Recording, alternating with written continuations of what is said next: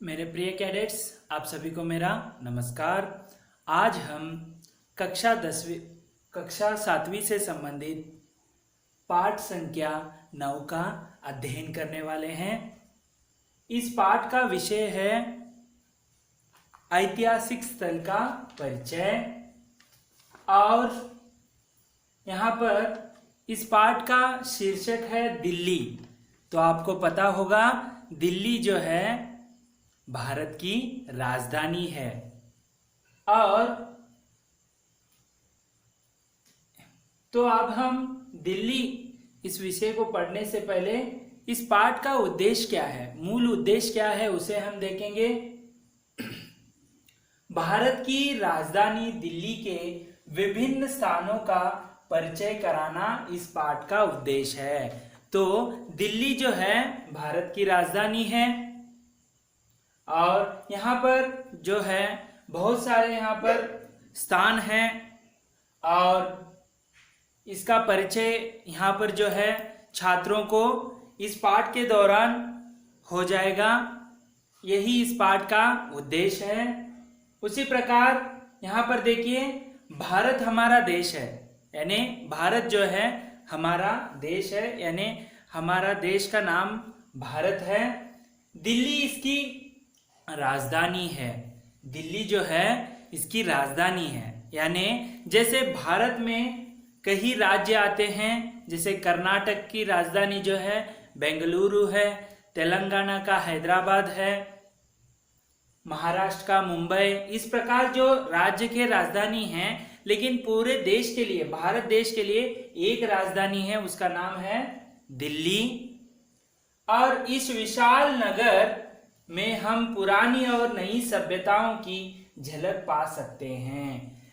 हम पुराने यानी दिल्ली को जो है पहले भी जो राजा महाराजा होकर गए, दिल्ली को ही वे ऐतिहासिक स्थल भी कहते हैं और ये राजधानी के रूप में उनका जो कैपिटल सिटी भी जो है दिल्ली ही थी। और नई सभ्यता से जोड़ रहे हैं। पुरानी किस प्रकार थी सभ्यता और आज की नई सभ्यता जो आज देख सकते हैं, नई दिल्ली बहुत ही जो है विस्तृत हो गई है। वो दोनों की जो झलक है यहाँ पर आपको देखने के लिए मिलेगा।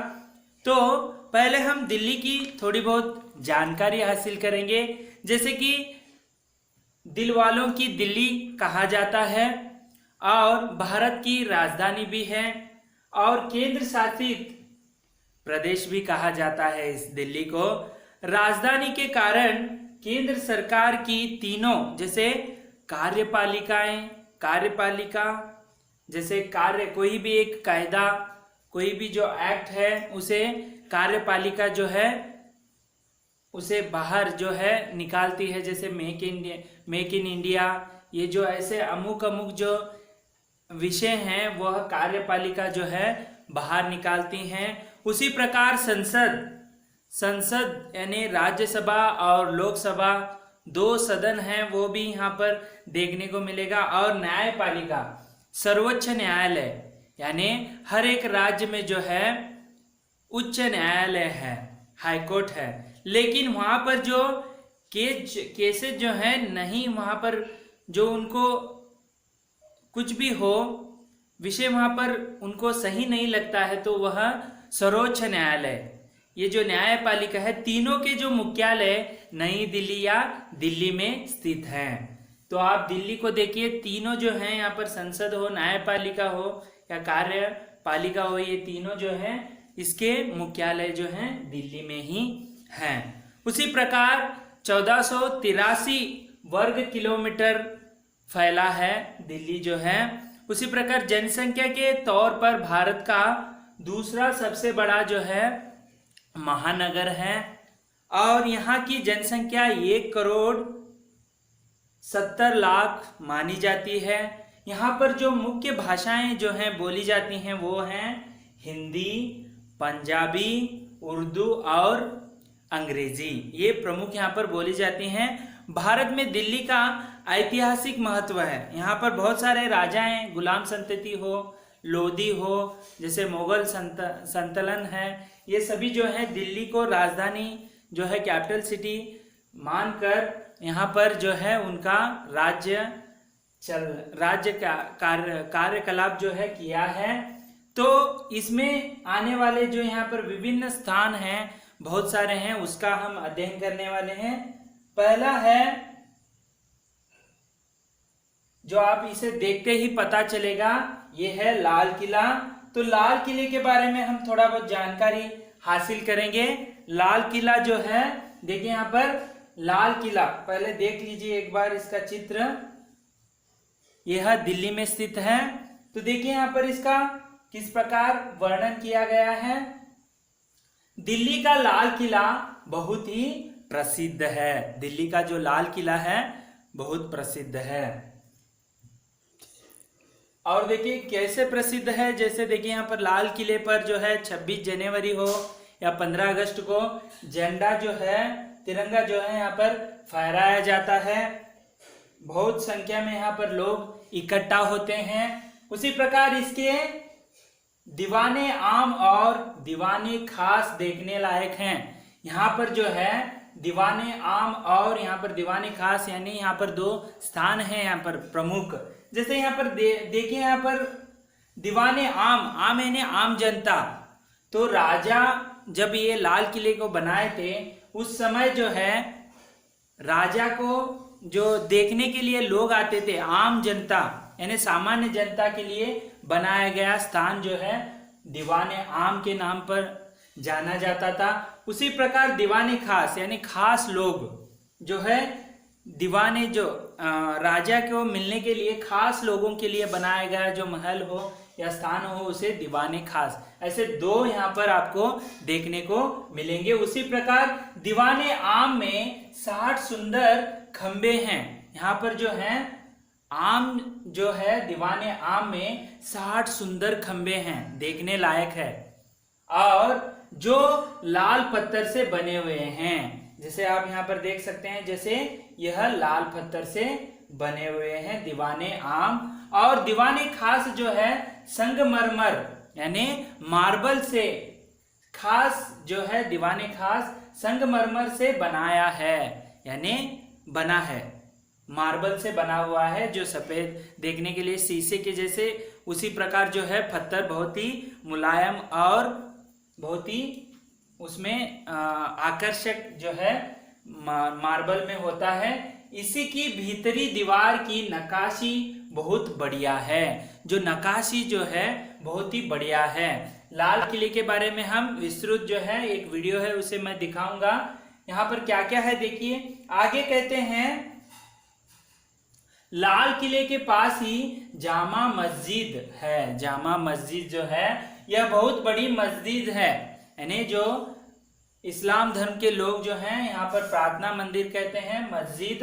यहाँ पर जामा मस्जिद बहुत ही प्रसिद्ध है। यह मुगल बादशाहों की शान शौकत की यादगार है। मुगल बादशाह जैसे यहाँ पर बाबर से प्रारंभ होकर और बहादुर शाह तक इनकी जो है कार्यकाल जो है बहुत ही लंबा है। भारत में इन्होंने दिल्ली को अपना राजधानी मानकर वहां पर हुकूमत चलाई, और उनका जो जामा मस्जिद वहां पर बहुत ही प्रसिद्ध है, जो लाल किले के पास है। अब हम इसके बारे में आपको केवल इतना ही जानना है, दीवाने आम दीवाने खास किस प्रकार है। दीवाने आम में 60 सुंदर खंबे हैं, और दीवाने खास जो है संगमरमर के पत्थर से बना हुआ है। अब हम इसके संबंधित वीडियो को देखेंगे, जो इस प्रकार है।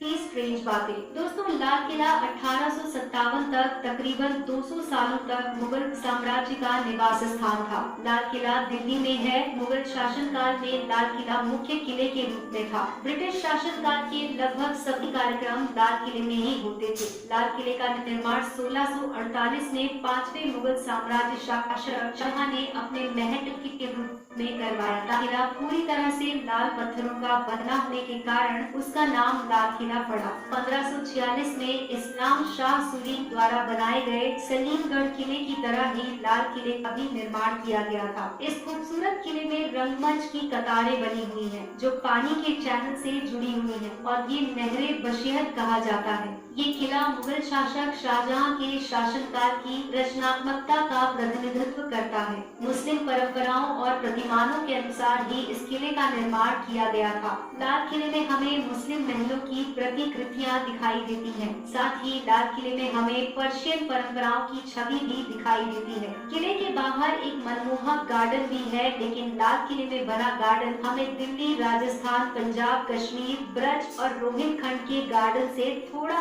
अलग दिखाई देता है। सलीमगढ़ किले के साथ ही लाल किले को भी 2007 में यूनेस्को वर्ल्ड हेरिटेज साइट में शामिल किया गया था। स्वतंत्रता दिवस 15 अगस्त के दिन भारत के प्रधानमंत्री लाल किले के मुख्य द्वार पर तिरंगे को फहराते हैं और एक भाषण भी देते हैं। आइए दोस्तों जानते हैं लाल किले के बारे में कुछ रोचक तथ्य। नंबर 1, लाल किला असल में सफेद है। जी हाँ दोस्तों, इसे कहते तो लाल किला है, लेकिन असल में ये लाल रंग का नहीं बना है। आर्कियोलॉजिकल के भारतीय सर्वे के अनुसार किले के कुछ भाग लाइन पत्थरों से बने हुए हैं, लेकिन जब सफेद पत्थर खराब होने लगे थे तब उन्हें ब्रिटिश ने लाल रंग दिया था। नंबर 2, किले की सीमांत दीवारों पर उसका नाम है। किले की ऊंची सीमांत दीवारें होना मतलब किले को ज्यादा से ज्यादा सुरक्षित करना। जब से लाल किले को लाल रंग दिया गया है तभी से ब्रिटिश ने इसका नाम रेड फोर्ट रखा और स्थानीय लोगों ने इसका रूपांतर करके किले का नाम लाल किला रखा। नंबर 3,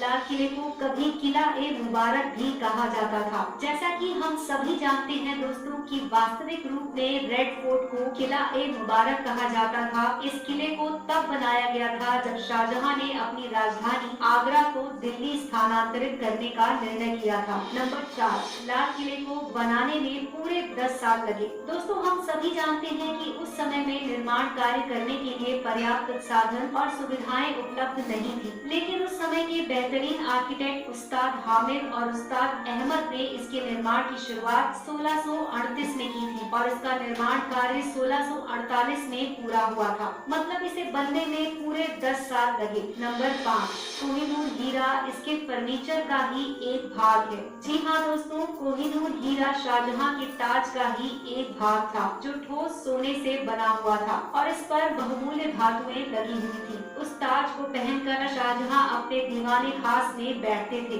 ऐसा कहा जाता है कि कोहिनूर हीरा विश्व का सबसे कीमती हीरा है। नंबर 6, लाल किला के मुख्य प्रवेश द्वार को लाहौर गेट कहा जाता है। लाल किले के 2 प्रवेश द्वार हैं, दिल्ली गेट और लाहौर गेट। शाहजहां के लाहौर के प्रति आकर्षण के कारण उसे लाहौर गेट का नाम दिया गया, क्योंकि लोगों का सबसे ज्यादा आकर्षण भारत पाकिस्तान पर ही होता है। नंबर 7, किले में एक पानी का गेट भी है। जी हाँ दोस्तों, किले में एक पानी का निकास द्वार भी है। वैसे देखा जाए तो ये एक नदी का तट ही है और नदी का नाम यमुना नदी है। इतने सालों में नदी में काफी बदलाव हुआ है, लेकिन नदी का नाम नहीं बदला। नंबर 8, लाल किला अष्टकोणीय आकार में बना हुआ है। दोस्तों बर्ड आई व्यू को ध्यान में रखते हुए रेड फोर्ट को भी अष्टकोणीय आकार में बनाया गया। नंबर 9, समुचित रूप से इसे रंग महल भी कहा जा सकता है। रंग महल जिसका अर्थ है रंगों का महल।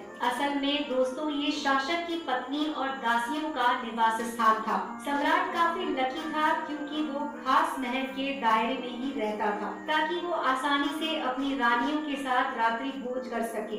नंबर 10, बहादुर शाह को उन्हीं के लाल किले में ब्रिटिश ने बंदी बनाया था। दोस्तों ब्रिटिशर्स ने परास्त होने के बाद बहादुर शाह को उन्हीं के महल में कैदी बना दिया था और दोषी पाए जाने के बाद उन्हें दीवाने खास से निकालकर रंगून भेज दिया गया था। नंबर 11, पहले स्वतंत्रता दिवस से हर साल 15 अगस्त को प्रधानमंत्री लाल किले पर ध्वज लहराकर भाषण देते हैं और ये परंपरा तभी से चलती आ रही है। नंबर 12, ब्रिटिशर्स ने किले को अवस्त्र कर दिया था। ऐसा कहा जाता है कि मुगल शासन के खत्म होते ही ब्रिटिशर्स ने लाल किले को काफी क्षति पहुंचाई और किले पर ब्रिटिशर्स का अधिकार हो गया था। ब्रिटिशर्स ने किले में स्थापित बहुमूल्य रत्नों और धातुओं की लूट की और और फर्नीचर को भी ध्वस्त कर दिया। इसलिए कहा जाता है कि बहुमूल्य लाल किले को ब्रिटिशर्स ने अवस्त्र कर दिया था। नंबर 13, लाल किला आज एक वर्ल्ड हेरिटेज साइट है। जी हाँ दोस्तों, 2007 में यूनेस्को ने लाल किले के महत्व और इतिहास को देखते हुए उसे वर्ल्ड हेरिटेज साइट घोषित किया। ये भारत के लिए काफी गर्व की बात है। तो दोस्तों, अगर आपके पास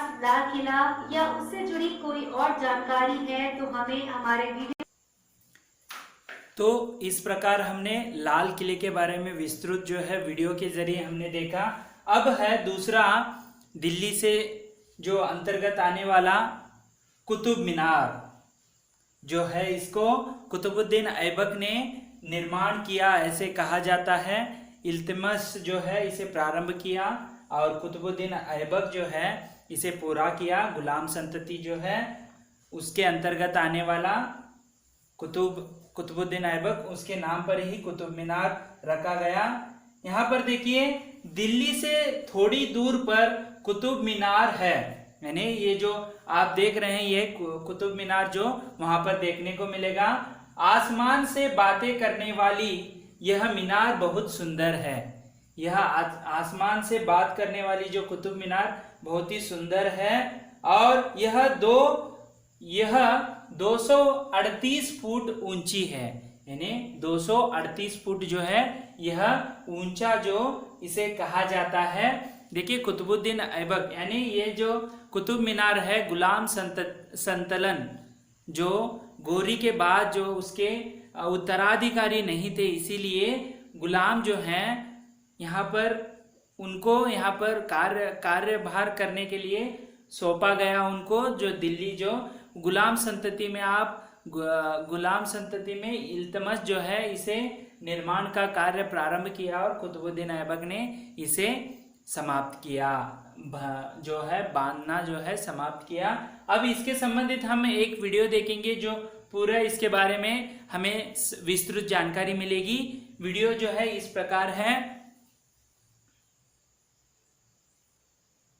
मीनार जो कि 120 मीटर ऊंची है, दुनिया की सबसे बड़ी ईंटों की मीनार है और मोहाली की फतेह बुर्ज के बाद भारत की दूसरी सबसे बड़ी मीनार है। प्राचीन काल से ही कुतुब मीनार का इतिहास चलता आ रहा है। कुतुब मीनार का आसपास का परिसर कुतुब कॉम्प्लेक्स से घिरा हुआ है, जो एक यूनेस्को वर्ल्ड हेरिटेज साइट भी है। कुतुब मीनार दिल्ली के मेहरौली भाग में स्थापित है। ये मीनार लाल पत्थर और मार्बल से बनी हुई है। दोस्तों, कुतुब मीनार 72.5 मीटर ऊंची है, जिसका डायमीटर 14.32 मीटर है और 2.75 मीटर चौड़ी से है। मीनार के अंदर गोल सीढ़ियां हैं, ऊंचाई तक कुल 379 सीढ़ियां हैं। कुतुब मीनार स्टेशन दिल्ली मेट्रो से सबसे करीबी स्टेशन है। 1200 AD में दिल्ली सल्तनत के संस्थापक कुतुबुद्दीन ऐबक ने कुतुब मीनार का निर्माण शुरू किया।